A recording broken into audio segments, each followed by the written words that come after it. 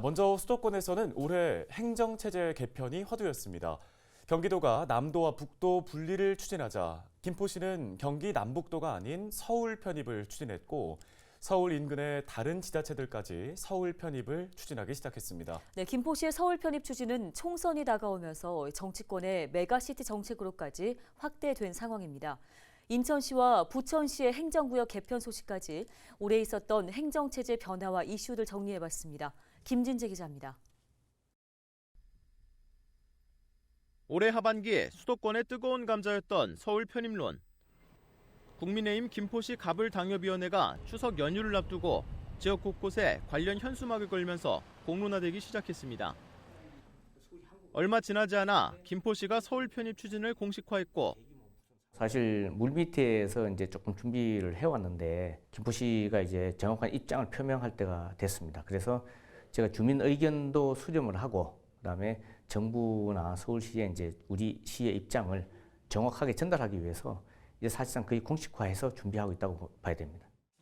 이에 더해 여당이 김포시의 서울 편입을 당론으로 추진하겠다고 밝히면서 중앙 정치권에서도 서울 편입 이슈가 급부상했습니다. 내년 총선을 약 반년 앞두고 갑자기 등장한 서울 편입론에 경기도와 인천시는 즉각 반발했습니다.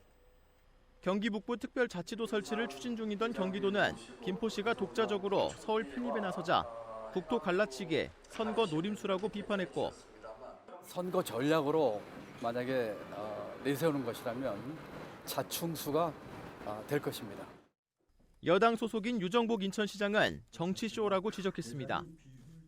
실현 가능성 없는 김포시의 서울특별시 편입 정치쇼 멈춰야 합니다.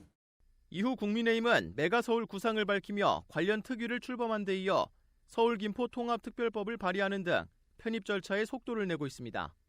김포시 역시 관련 설문조사 실시와 토론회 개최, 주민투표 건의 등 행정 절차를 본격화했습니다. 이에 민주당은 편입보다 교통이 먼저라고 강조하며 서울 지하철 5호선 김포 연장 예타 면제 관련 법안을 당론으로 채택하고 법안 처리에 힘을 쏟고 있습니다. 김포시가 서울 편입에 나선 사이 인천시와 부천시는 행정체제 개편을 위한 절차를 마무리했습니다. 올해 초부터 연구 용역과 주민 설명회, 법률 제정 등을 진행해온 인천시는 오는 2026년 7월 1일부터 행정구역을 개편할 예정입니다. 인천시가 행정구역을 개편하는 건 지난 1995년 이후 31년 만으로 기존 2개 군, 8개 군은 2개 군, 9개 구로 변경됩니다. 중구와 동구는 영종도 중심의 영종구와 중동구 내륙 지역을 중심으로 한 제물포구로 재편하고 서구는 검단 지역을 분리해 서구와 검단구로 개편합니다. 부천시는 내년 1월 1일부터 광역동에서 일반동으로 행정구역을 개편합니다.